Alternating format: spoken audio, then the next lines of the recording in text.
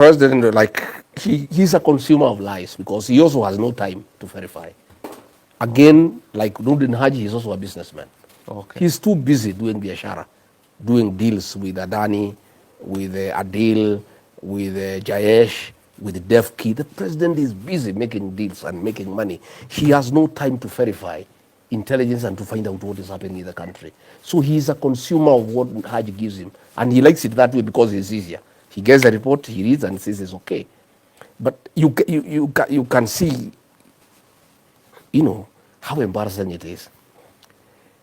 When abductions started, and we told him the abductions, he asked Haji, he said there are no abductions. The president went on TV and said there are no abductions. When everybody knew abductions are taking place, and there were videos showing people being abducted, he was told by Nurdin there are no abductions. He said, fine. He went on another day, he said, we will stop the abductions. So people asked, if you will stop them, who will you stop? It means you know they were going on. The other day, there was a president of a certain country that came, I think last week. And in one of the questions he was asked about the abduction, he said, no, everybody who was abducted has been reunited with the family, yet many people have disappeared. This president is clueless. He's so embarrassing to the country because he is here. He's the president of the country. He's supposed to be so authoritative, yet he is lying to the people of Kenya in broad daylight. And he said that all these people have been reunited with their families, yet there are so many people who are missing. There are so many others who are dead. So these ones who are dead, and I was asking, probably the dead ones, he has revived them and he related them with the families. And probably he has that capacity because the other day in Narok, he said he has talked to somebody who died in 2017. So probably in the same way he talked to the guy who died in 2017, probably he has had a conversation with the Gen Zs who are killed. He has revived them and he rated them. You know, we are very embarrassed as a country. But you've said that actually what you're saying indirectly is Ruto si mubaya ni watu wanamusaraud. Because you said is the intelligence is being given, no. So it is not he him. is also not good because I was there telling him the truth. Also, you are giving him I told him the truth, and because he doesn't want the truth, he got rid of me. He doesn't want the truth. So got rid of you because you're going to... Oh, yeah, I told him the truth. I told him finance bill, it cannot work. I said, stop abduction, Mr. President. Stop killing young people. So issue was not like you're planning to kill him. See, the story is you're planning to kill him and take over the president. You know, there are lies that he would give. How do you kill a president? That man is heavily guarded. And if I had planned to kill him, I would have been arrested and taken to prison. Sure. You know, even lying requires a bit of intelligence. you know, Mwai Kibaki, sometimes in 1988, when there was Mololongo here in Nyeri, he was rigged. And he said even the rigging requires a bit of intelligence. Yeah. Please, William Ruto, Kipchumba Murkomen, even lying requires some little bit of intelligence. You know, don't just lie to Kenyans when they can see you are lying to them. How do you lie when you are with a visiting president? On TV, you lie to the people of Kenya, looking at them without blinking, that all the people who have been abducted have been related with their families when you know it's a lie. You know? Do you think he knows that he's lying sometimes? No, he knows. He knows. Sorry for I think what has happened, by the way, William Ruto has lied so much that he believes in his own lies. You know, sometimes I even wonder whether his real name is William Ruto. Sometimes I have now doubt. Is he really William Ruto? Because, you know, these lies are just too much. When you go and say you talk to Cheluget, a guy who died in 2017, oh, you Cheluget, musijali, hata nimeketi naye juzi, tumekubaliana, hii maneno ya mashamba tumeketi na ni sawa na hiyo maneno yote nimeorosha. And the man died in 2017. You know, I can't believe it. If this government is so bad, why were you working so hard not to get impeached from the government that you are speaking harshly against? Well, because I had not been employed by the government or by William Ruto or by members of parliament. But you knew that you were only allowed to do a few things. I was employed by the people of Kenya through a vote. Only them would fire me. I needed to stay inside so that I can try to correct things from inside. But you still couldn't because you were inside. I stopped in my own small way. Yeah. I stopped many things. Yeah, there are many things I would say no. And that is why he stunned me. He got irritated because I was asking questions. In cabinet, I'm the only man who could say, no, this is wrong. This is not acceptable. The others were not talking? Nobody can talk. Even today, everybody is yes, sir. And that's what he wanted. William is everything. At what point did you know Mambo imechemuka when you're still with him in the government? We struggled almost a year. It was very rough for that 1 year. Oh. Yeah, the whole of 2023 from October. You saw it coming, bubbling, pole pole? Yeah. I couldn't stand what was going on, and I kept on telling him. And he was getting irritated, you know, very irritated. This Adani deal, yeah. How much did you know about it before everything? I knew about it when they refused to bring it to the cabinet subcommittee that I chaired. Okay. And he said usipeleke kwa hiyo mtu ya maneno mingi. It was taken direct to the cabinet without coming through the cabinet committee that I chaired. Okay. And he gave it direct approval without discussion, so we just regularized it in cabinet. And nobody could speak. Was it a legit deal though? No, of course not. It was pure theft of public funds. So they were actually selling the airport? Yeah, they were selling the airport just like the way they have sold Bomas of Kenya. Bomas of Kenya, somebody has been given, a fellow from Turkey has been given a lease for 99 years. You know, and they are also using government money from the tourism fund to give to the guy to improve the facility. Lease it to somebody, then use government funds and give to the guy. It's pure theft. You know, Kenya now is a criminal enterprise. In fact, State House is a scene of crime. For practical purposes. Hii ni serikali tu ya ukora na biashara. And I can tell you, in another 2 years, if things go the way they are going, there will be no country. You know? Watauza country? Oh, they will sell everything. There's a story that the title deed for the office of the president is missing. You saw the story? I saw the story. I wouldn't be surprised. I wouldn't be surprised. These people have appetite for land and buildings. You know? Serious appetite. And I don't even know how much land they want. The other day they took land for IDPs in Davivi. The president has taken over. He's now growing wheat in that farm. That farm was for IDPs. Like the president is growing his own? Yeah, he has taken over that land in Davivi. 5,000 acres, land that was meant for IDPs. He has grabbed it by force. And nobody can ask any question. If you go to that area in Narok, the land would be 6,000 acres, where 5 people were shot dead the other day. He has taken that land. It's in public domain.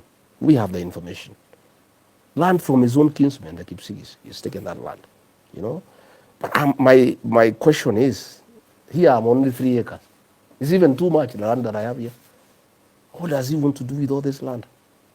There's a serious appetite for public land, you know? So, the ones that you know, apart from the airport, which other facility has been taken without, apart from Bomas, that is, which other one has, apart from Bomas, that is, which other one has been taken chini ya maji na Wakenya wajui? You know, we don't want to give all these things at the same time. Okay. We want to keep on giving them to Kenyans slowly. You know? You just want us to. You know, what has already been taken. What has already been taken is already too much. I think that is, the Bibi land is gone. Okay. The Narok land is gone. There's GR extension story. Is it legit? These are just deals with the Chinese companies, and you see, it's already creating problems between us and America, because the president is just being like a clever young guy playing on 2 women and pretending that he'll marry both of them. You know, and you can see the Americans have seen him through, and they are saying they are going to review our relations, because he's going to the Chinese and giving their story, going to the American and giving their story. You know, it's what we all used to do when we were young. You have some 2 girls, you keep on cheating them. I'll marry you, I'll marry you, I'll marry you. Then one day they meet both of them. Then you are in trouble. You know? There's an airport that is supposed to be put in Narok. There was an airport that was supposed to be put on the border of Narok and Kisii. Okay. The president has relocated that airport to his land in Kilgoris, for his own use. There's another one he has proposed near Narok town, which he has said it will be done within 6 months. We'll wait and see. We are around. What's up with the 6-month term limit? He loves 6 months. He loves 6 months. Okay. Is there anything good about our president that you can say? I don't know. I'm very disappointed, like all Kenyans. I really believed in this man. I really believed in him and what he was telling me and telling the people of Kenya. Okay. Mama Mboga, border, the church. He had great ideas, bottom-up economic transformation. I'll put money in your pocket. Good things, and because me, I'm a people person, he said many good things that if they were done, this would be a good country. Okay. They were all lies. He did not intend to do any of them. Which one has he accomplished that you're like, this one is tick, mpaka Njoro? The theft of the baby rad, that is accomplished. Huh? Yeah. I'm talking. I think the only thing he has succeeded is the impeachment of Rigathi Gachagua, done in record 2 weeks. I mean, it's incredible. Yeah. There's nothing. There's nothing you can tell the people. I've looked around, anything tangible, not one. Okay. Not one. And about the prayers, were they legit? Mulikuwa munaomba sana. Wewe ulikuwa hapo ndani? Mimi nilikuwa nafunga macho, I don't know. I'm not sure. I'm not sure. I'm not ever sure. I'm not sure anymore. Yeah? I'm not sure. Thanksgiving a whole year. I am not sure. Tour around the country of Thanksgiving. I don't know. I don't think there is any Christian who can authorize the killing of young people. That cannot be a Christian. Yeah. It cannot be. There is no man who is saved who can authorize police to kill Gen Zs and then go and deny that they have been killed. Then go ahead and lie that they have been reunited with their families. There is no Christian. I don't want to pass judgment because it is wrong. The Bible tells us don't judge anybody else. But in this matter, anybody who can kill young children cannot be a Christian. And you know, I don't know what is this obsession with young people and children. Back in the year 2007, in a church in Kiambaa, young children were put in a church and tortured. And when the parents tried to get the children out so that the parents can die alone and the children can remain for future generations, the people sent to do that work got the children and put them back into the church, and it was tortured. You know? So I don't know what is this obsession of killing young children. I don't know whether it's a cult, whether it's devil-driven, that you need the blood of young children. And I want to say this, and I want to be on record. The crisis that we face as a country, the challenges William Ruto faces as president, why nothing is working and everything is crumbling around him, is because the president is haunted by the blood of the Gen Zs. And he will never have peace. I want to say that on record. President William Ruto will never know peace because of the blood of the Gen Z children that he authorized to be shed. He's the one that authorized? Oh yes, he's the president. He's the one who authorized Japheth Kome. He's the one who authorized the abductions through Nurdin Haji. A group of 101 AP officers were recruited with the authority of the president and joined the National Intelligence Service. And that is the group that has been doing the abductions. And that is why when Justin Muturi, as Attorney General, his child was abducted, and everybody was taking him into circles. He called Kidiki, he was taking him in circles. He called Nuruddin, he was taking him in circles. He called DCI Amin, he was taking him in circles. He called Kome, they were taking him in circles. He came to me, taking him in circles. He called Kome, they were taking him in circles. He came to me, and he explained to me, I'm the Attorney General of the Republic of Kenya. My son has been abducted. Ordinarily, when your child is missing and is in the hands of the police, you move to the High Court and file a process called habeas corpus. Habeas corpus is an application compelling the Attorney General to produce the person dead or alive in court. So Justin Muturi asked me, if I file a habeas corpus against the Attorney General, and I'm the Attorney General, and it is my child who is missing, how do I produce that child as Attorney General? And this, when I listened, I told him, go and face the president. He went and faced the president and said, I want my child. President made one call to Nuruddin Haji, who confirmed we have the child, and he was released. So it is Nuruddin Haji and the National Intelligence Service who have been abducting young people with the full knowledge and approval of President William Ruto. And that is why the president in one rally said, when he was challenged by Raila, we are going to stop this abduction, because he's the one who has authorized them. That is why he can go and say, we have reunited these people. How would you reunite the abductees with the parents unless you know who was abducting them? The president has incriminated himself on evidence now. And these are things that we can actually take him to the ICC, because he has said that these people who are abducted now have been reunited with their families, which means he has been briefed by somebody. Whoever briefed him must be the one behind the abductions.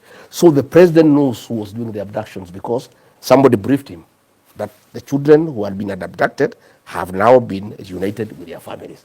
So that person who briefed him knows who was abducting the children, and hence the president knows who was doing the abductions. So he owes the people of Kenya an explanation. Where? He owes the people of Kenya an explanation. Davido, cheza na disclaimer. Cheza na